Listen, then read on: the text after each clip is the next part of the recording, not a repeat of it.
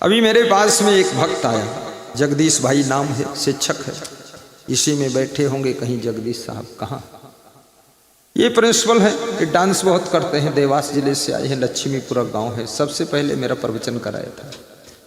ये भूल जाते हैं मैं प्रिंसिपल हूँ, नाचूं कि न नाचूं, ये नाचने लग जाते हैं। सब माला पहन रहे हैं, निकाल रहे हैं, ये हो रहा उनको मान सम्मान से कोई मतलब नहीं। गुरु के दीवाने भक्त हैं जगदीश माट साहब। मेरे से बता रहे थे आपकी भक्ति करते करते मेरा लड़का इंटरमीडिएट में फर्स्ट पास हुआ है, फर्स्ट। तो हमने कहा फर्स्ट आया तो क्या हुआ? बोले मुख्यमंत्री जी ने एक स्कूटी उसको इनाम में दिया है। तो हमने कहा गजब है, आपकी फर्स्ट से ऊपर नंबर आ जाए और ये मोहन यादव सीएम जो है उसको एक ट्रैक्टर इनाम में देते हैं, बहुत बढ़िया। हाँ, घर में खेती शुरू हो जाए। इनाम का कोई महत्व नहीं, लेकिन इनाम क्या करता है आप समझते हो? आपको 2 रुपया कोई पुरस्कार दे दे, आपका मनोबल बढ़ जाता है। बस इनाम इतना ही काम करता है कि आपके मनोउत्साह को बढ़ा देता है। इसलिए कई गार्जियन भी अपने बेटे से कहते हैं अब की बार तो अगर फर्स्ट आ गया तुझे मैं स्कूटी दूंगा।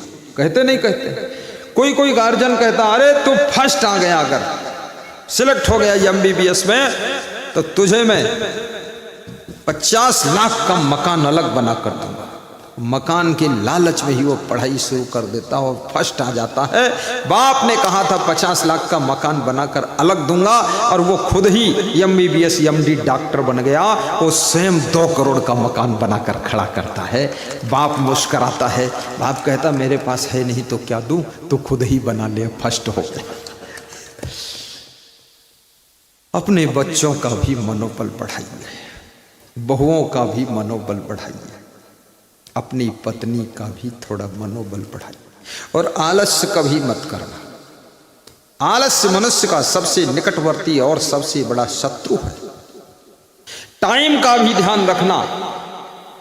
आज मैं भोजन किया, भोजन के बाद मेरी इच्छा थी थोड़ा विश्राम कर लूं 10 मिनट। तब तक एक भक्त पहुंच गया, बोला कि 1 बजने वाला है। हमने कहा वाला है कि बज गया है? बोले वाला। हमने कहा वाला और फिर भी ना चले वो सबका साला, निकलो बाहर। अभी वाला बता रहे हो, नहीं जाऊंगा तो साला बताओगे? तो मैं तुरंत ही निकला बाहर, भागता चला आया। एक भगत ने कहा सामने डीजे खड़ा स्वागत वाले। मैं देखता ही रहा, सामने कोई नहीं खड़ा, भैंस खड़ी थी। हमने कहा डीजे कहाँ गया भाई? डीजे वाला लेट आया, इस मोड़ पर मिला। मेरा मन था अब क्या बजे डीजे आ गए हम। तो डीजे वाला ऐसे हाथ जोड़ता था, थोड़ा रुके रहो। मैं अपने ड्राइवर साहब से कहता था अरे चलो ये बवाल में देर हो जाएगी, 1 बजने वाला है, जो ना पहुंचे वो सबका साला है, चलो निकलो। तो वो माना नहीं डीजे वाला, बोले रुक जाओ रुक जाओ। तो मैंने ऐसा मंत्र मारा, उसका गेयर फंस गया जाकर, अब वो चल ही नहीं रहा था। मैंने कहा निकालो गाड़ी आगे, झंझट कर। वहीं खड़ा रहा। अब मैं जब इधर आ गया तब उसकी गाड़ी आगे बढ़ गई। घंटे के जाओ, अब डीजे बजे न बजे लेकिन गुरु टाइम पर पहुंच जाए। मैं यहाँ आया, मैंने देखा कि भजन गायक का भजन चल रहा है। लालजी राम मालवी पूर्व विधायक को आशीर्वाद देता, बड़े मन से भजन गाया है, था से गाया, गुरु के ऊपर ही गाया है सब। गुरु की महिमा सुनाई है और उनका भी मनोबल बढ़ाने के लिए आयोजक भक्त श्री गणपत लाल शिक्षक जी ने माला पहनाकर उनके दयाराम साथियों ने सब आदर किया और हमने कहा थोड़ा इनाम दे देना। बोले कितना दे दूं? मैंने कहा जो साथ में गा रहे हैं उनको 200-200 दे दो। बोले ठीक है। और जो मेन गायक हैं लालजी राम, वो एक गगरा लेकर बैठते हैं। हमने कहा उसको 2100 दे दो, गगरा मारेगा खोपड़ी पे। बोले 2100 दे दूंगा। उनकी इतनी श्रद्धा है, लखीमपुर धाम भी गए हुए। इसमें ऐसे कितने भक्त हैं जो हमारे लखीमपुर धाम गए हैं? जरा खड़े हो जाइए, खड़े होकर बताओ। अच्छा ये देखो, हाँ अरे वाह, ये सब लखीमपुर धाम गए जो जा चुके हैं। देखो अरे गजब हो गया। बैठो बैठो, हम तो डर गए, बहुत लोग गए। लखीमपुर भारत देश का अंतिम जिला है, वहां से नेपाल शुरू हो जाता है। हमारे यहाँ नेपाल की ठंडी है, 2 महीने सूरज का दर्शन नहीं होता है। और हमारे आश्रम में 5 नदियों के बीच में आश्रम है, बहुत ज़्यादा सर्दी है, बर्फ गिरती है। मैं तो 30 साल से उधर रहता ही नहीं हूँ सर्दी में। जब से मध्य प्रदेश से रिश्ता जुड़ा, मैं तुरंत इधर निकल आता हूँ, सर्दी से बच जाता हूँ, हड्डी गला देती सर्दी। लेकिन आश्रम बहुत सुंदर है। मेरे गुरु क्षमादेव जी ने आश्रम बनाया, गुरुमन देव ने आश्रम बनाया, अमान देव ने आश्रम बनाया, उनके गुरु विशाल देव ने आशीर्वाद दिया। और उस आश्रम की भूमि दान करने वाले धर्मेश्वरी दास 20 एकड़ जमीन दिया। आज वो जमीन 70 एकड़ हो चुकी है। हाथों से मेहनत करके मेरे गुरु ने जमीन खरीद कर बढ़ाया, और मैंने तो 1 बीघा भी नहीं खरीदा। मैं सोचता हूँ 2-4 एकड़ बेच लो तो ठीक है। मैं नहीं खरीद पाया, लेकिन इतना जरूर है, आश्रम का यश हमने बढ़ाया, यश और सुगंध बढ़ाने का काम किया। मैं सबको न्योता देता हूँ, आइए, नेपाल बॉर्डर पर आश्रम है, दर्शन कीजिए। और आश्रम बहुत सुंदर है। देखत बन शर शैल सुहाई, वाल्मीकिया श्रम प्रभु आई।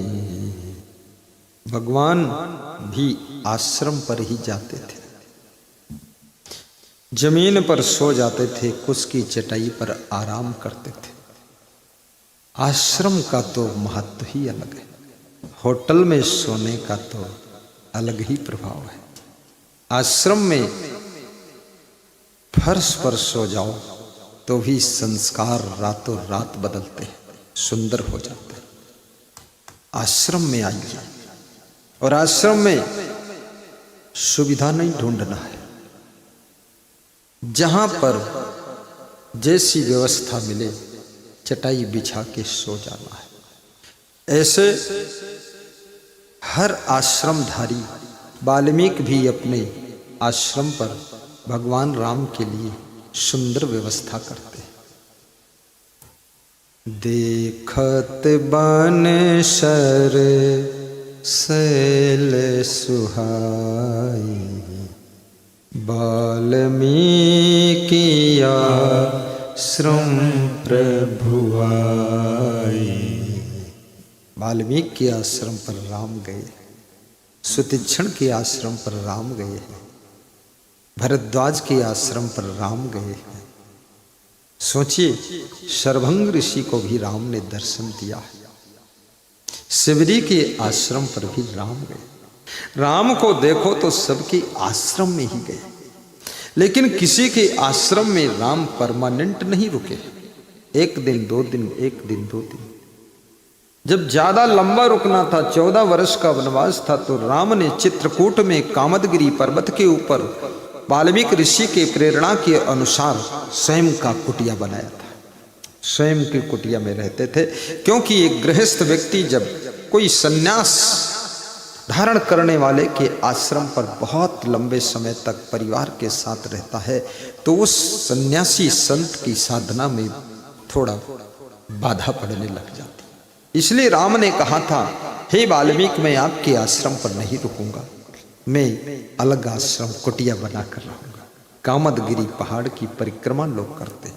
महान पुरुष जहाँ चरण रख देते हैं, जहाँ जन्म ले लेते हैं, जहाँ थोड़ा रुक जाते हैं, टिक जाते हैं, उस धरती की भी पूजा होने लग जाती है। उसको तीर्थ मान लिया जाता है और उसको लोग नमन वंदन करते हैं, उसकी धूल लोग मस्तक में लगाते हैं। जहाँ महान आत्माओं का जन्म हो जाता है, वो धरती तीर्थ बन जाती है।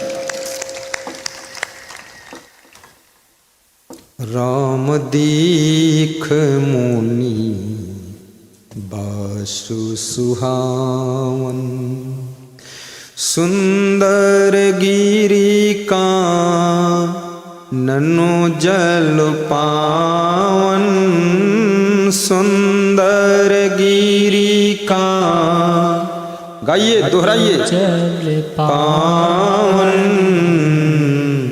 देखत बन शर शैले सुहाए, वाल्मीकि श्रम प्रभु आए। वाल्मीकि का आश्रम, गुरु का आश्रम, गृहस्थ का आश्रम।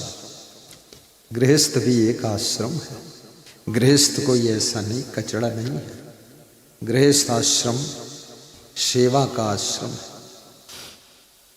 गृहस्थ आश्रम में राम भी तो थे, गृहस्थ आश्रम में तो कृष्ण भी थे। और संन्यास आश्रम ये भी बहुत महान आश्रम है। मुख्य रूप से 4 आश्रम होते हैं, ब्रह्मचर्य आश्रम, गृहस्थ आश्रम, वानप्रस्थ आश्रम, संन्यास आश्रम। गृहस्थ आश्रम 25 वर्ष तक उसका टाइम रखा गया। ब्रह्मचर्य आश्रम का समय 25 वर्ष और गृहस्थ का भी 25 वर्ष, वानप्रस्थ 25 वर्ष, संन्यास भी 25 वर्ष, ऐसा वेद ऋषियों ने बताया। वेद ऋषियों ने कहा है अंत में सबको संन्यास आश्रम में पहुंच जाना चाहिए, लेकिन अंत में कोई संन्यास आश्रम में पहुंचता ही नहीं है। एक बार गृहस्थ आश्रम में पहुंच गए तो उसमें से कोई निकलता ही नहीं है। फिर ऐसे फंस गए कि फंसे ही रहते हैं, ऐसे फंस गए कि अब लाश ही निकलती, जिंदा निकलते ही नहीं है। इतना माया मोह है, हैया दैया मैया रुपया गैया लैया जैया, सब उसी में रोना धोना सोना, आइया आफा काफा लाफा जाफा, टेंशन पेंशन सब होती रहती है और कोई निकलता ही नहीं। लाश निकलती है तब गांव के लोग कंधे पर लाद करके कहते हैं राम राम सत्य है, सत्य कहे मुक्त है। ओ मुर्दा सुनता नहीं है, और जब वो मुर्दा जिंदा था तो सुनना नहीं चाहता था, जिंदा था तो सुनना नहीं चाहता था, मर गया तो मुर्दा को लोग सुना रहे राम राम सत्य है, सत्य कहे मुक्त है, और वो मुर्दा तो सुनता नहीं। जो जिंदा है वो सुनते हैं तो वो मानते नहीं, और मरघट पर जाकर भी किनारे बैठकर बीड़ी पीते हैं। ऐसे धूर्त लोग हैं, 10 मिनट भी तसल्ली नहीं है। वो मुर्दा दफनाने आए हैं और जिंदा में ही बीड़ी सिगरेट पी पी कर खुद को दफना रहे हैं। हद मार दी लोगों ने, तसल्ली नहीं है। अरे भाई दफन करने वह बीड़ी पी रहे तुम। लोग कहते हैं महात्मा बुद्ध के पास में कोई शिष्य बनने के लिए जाता था तो सबसे पहले महात्मा बुद्ध उसको मरघट पर भेजते थे, शमशान घाट में भेजते थे कि जाओ शमशान घाट में 21 दिन रहो, वहां से ज्ञान हो जाएगा। लेकिन लोगों को शमशान घाट से ज्ञान क्या हुआ है? हर आदमी कम से कम 50-50 मुर्दे दफना चुका है। कितना ज्ञान हुआ, कितना ज्ञान हुआ है? ना बीड़ी छोड़ा है, ना सिगरेट छोड़ा है, ना दारू छोड़ा है, ना चोरी छोड़ा है, ना झुट्ठई चुट्टई कुछ नहीं छोड़ा है। वहां से लौट कर आते हैं शमशान घाट से और फिर वही बात शुरू, फिर दूसरे से आंख लड़ा रहे। क्या किया? लड़ाई लो हो लड़के राजा। ये सब क्या कर रहे हो? जरा भी वैराग्य नहीं आ रहा है। शमशान घाट से वैराग्य का कोई रिश्ता क्यों बराबर नहीं? शमशान घाट क्या करेगा? अरे कितने आतंकवादियों ने हजार लोगों को मार डाला, शमशान में पहुंचा दिया, मर्डर कर दिया, बम विस्फोट कर दिया और सर काट डाला, सब कुछ हो गया, लेकिन क्या उनको वैराग्य आया है? हजारों लोगों को जिंदा से मुर्दा कर दिया, क्या उनके अंदर ज्ञान कुछ हुआ है? अरे धूर्तों को ज्ञान ऐसे होने वाला नहीं है। ज्ञान जब होगा, कोई धुरंधर संत हो, कोई ज्ञानी संत हो, कोई महान संत हो और उसके ज्ञान की वाणी के बाणों से तुमको वेध दिया जाए तो शायद तुम्हारे अंदर ज्ञान हो जाए, नहीं तो ये ज्ञानवान होने वाला है। बोलिए सद्गुरु भगवान की जय जय।